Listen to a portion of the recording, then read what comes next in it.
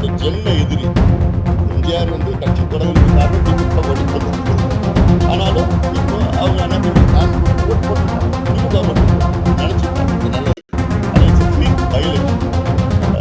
இதுக்கும் பொது தேர்தலுக்கும் சம்மந்தமே கிடையாது. பொது தேர்தலில் ஒட்டுமொத்தமா அத்தனை அமைச்சர்கள் ஒரே தொகுதியிலையும் எம்எல்ஏக்கள், எம்பிக்கள், சேர்மன் எல்லாம் தங்கி அங்கே பணம்லாம் கிடையாது. அடுத்த தேர்தல் நிச்சயமாக பொது தேர்தலாம் இதுக்கும் சம்மந்தமே இருக்க போறது கிடையாது. மீண்டும் வாக்களித்த வாக்காளர்களுக்கும் எங்கள் கட்சி கூட்டணி தலைவர்கள், நிர்வாகிகள் எல்லாருக்கும் மேல் பாட்டாளி கட்சியினுடைய அடிமட்ட தொண்டர்கள் மீண்டும் என்னுடைய காரணம் ஓட்டு போட்டுவாங்க. உதாரணம் ஜெயலலிதா இருந்த நேரத்தில் அதிமுக அதிமுக ஏன்னா அவங்களுடைய ஜென்ம எதிரி. எம்ஜிஆர் கட்சி தொடங்குறதுக்கு காரணம் திமுக ஒழிக்கிறது.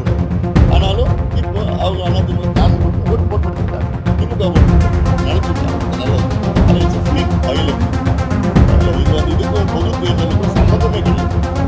பொது தேர்தலில் ஒட்டுமொத்தம் அத்தனை அமைச்சர்கள் ஒரே தொகுதியிலையும் எம்எல்ஏக்கள், எம்பிக்கள், சேர்மன் எல்லாம் தங்கி அங்கே பணம்லாம் கொடுத்து சூழலாம் இருக்க போறது கிடையாது.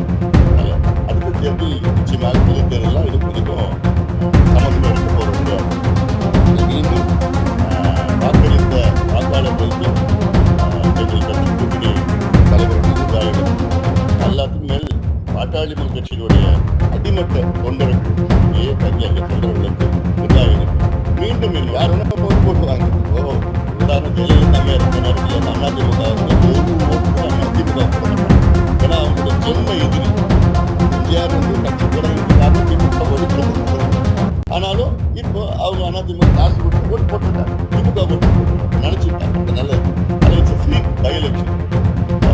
இதுக்கும் பொது தேர்தலுக்கும் சம்மந்தமே கிடையாது. பொது தேர்தல் ஒட்டுமொத்தமா அத்தனை அமைச்சர்கள் ஒரே தொகுதியிலையும் எம்எல்ஏக்கள், எம்பிக்கள், சேர்மன் எல்லாம் தங்கி அங்கே பணம்லாம் கொடுத்து சூழலாம் இருக்க போறது கிடையாது. அதனால அடுத்த தேர்தல் நிச்சயமாக பொது தேர்தலாம் இதுக்கும் சம்மந்தமே இருக்க போறது கிடையாது.